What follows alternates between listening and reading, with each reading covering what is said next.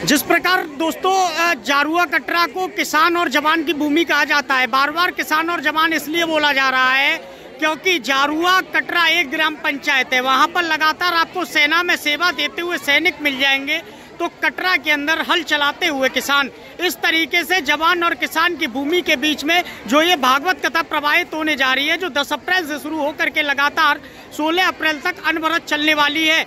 एक और जहां तपस्वी संत पागल बाबा जी की तपस्या है, तो वही दूसरी ओर अवधूत संत लोकेशानंद जी महाराज के आशीर्वचनों से जनता प्रभावित हो रही है।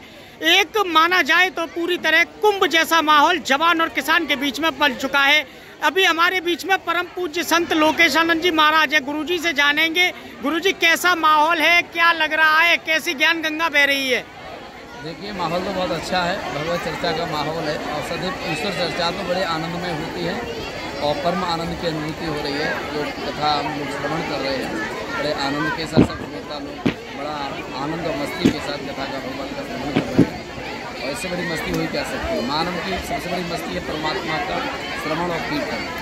गुरुजी, लगातार आपके द्वारा बहुत एक लंबी हरी चर्चा हुई, जिसमें भक्त प्रहलाद की कथा के साथ पिता और पुत्र के बीच में संबंधों को विस्तार से समझाया गया। आप क्या कहना और चाहेंगे एक तरीके से पिता और पुत्र के संबंधों को लेकर? पिता और पुत्र का संबंध कोई साधारण संबंध नहीं है। पिता पुत्र का संबंध एक आत्मीयता का संबंध है। और मैं तो यही कहूँगा, जो आज के युवा हैं, जो बालक है, जो अपने आप को थोड़ा सा बढ़ करके और अपने आप को ही सबसे बड़ी प्राथमिकता देते हैं, जबकि अपने से ज़्यादा प्राथमिकता देनी है तो माँ बाप की है। क्योंकि अगर उनकी प्रवेश न होती, उनकी करुणा न होती, उनकी दया न होती, उनकी स्नेह न होता, तो शायद हम जिस विषय पर हैं, जिस स्वरूप में हैं या जिस पड़ाव पर हम चल रहे हैं, उस पड़ाव की हमें कोई प्राप्ति नहीं होती। तो हर पिता पुत्र का प्रथम कर्तव्य है अपने से बढ़कर के अपने पिता माता का सम्मान करें, क्योंकि माता पिता ही जगत के साक्षात देवता के रूप में है। मैं सदैव कहता हूँ, जिन लोगों पर 5 लोगों की सदैव कृपा रहती है, उन्हें भगवत प्राप्ति होती है, उन्हें किसी प्रकार का संकट नहीं आता। पहला है, मैं कहता आता हूँ, सभी भक्तों से भी कहता हूँ और आपके द्वारा भी कहना चाहता हूँ, जो नित्य पिता के चरण स्पर्श करता है वो संपत्तिहीन नहीं होता। जो माता के चरण स्पर्श करता है नित्य, वो ममता से हीन नहीं होता। जो भाई के चरण स्पर्श नित्य करता है वो शक्तिहीन नहीं होता। जो बहन की चरण स्पर्श करता है नित्य, वो चरित्रहीन नहीं होता।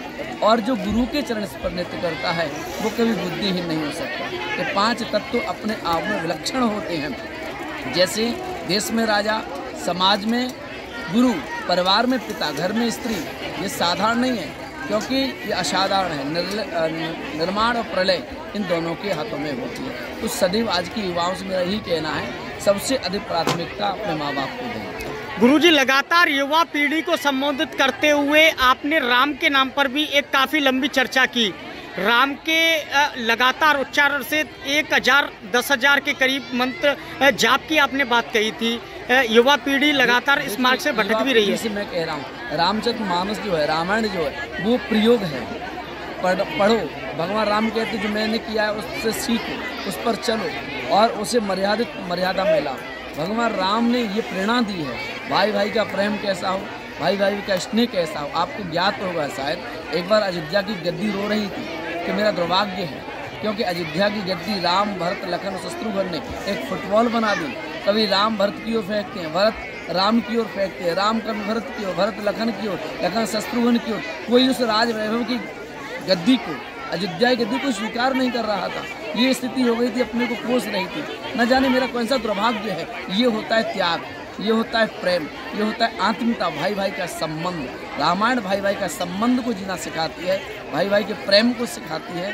तो हमें आज की युवाओं को रामायण पढ़ो, अति उत्तम पढ़ना चाहिए। घर घर में रामायण हो, लेकिन उसके साथ साथ उस रामायण को प्रयोग में आ जाए, तुम्हारा जीवन का कहना ही कुछ अलग होता है। गुरुजी, लगातार ग्रामीणों में चर्चा का विषय है, कुंभ जैसा माहौल नजर आ रहा है। एक तरफ अवधूत संत, दूसरी ओर तपस्वी संत।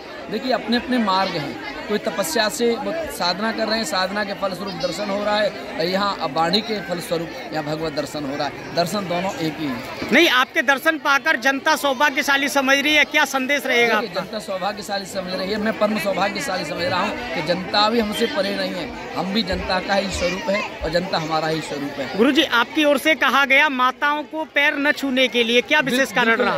विशेष कारण ये रहा कि हमारे मुख से जब हम अपना परिवार त्याग के आते हैं, कुटुंब परिवार इत्यादि त्याग करके जब हम समाज के लिए समाज के परिवेश में प्रवेश करते हैं, तो हम अपनी दृष्टि में समस्त स्त्री जो शक्ति है वो मातृ शक्ति है।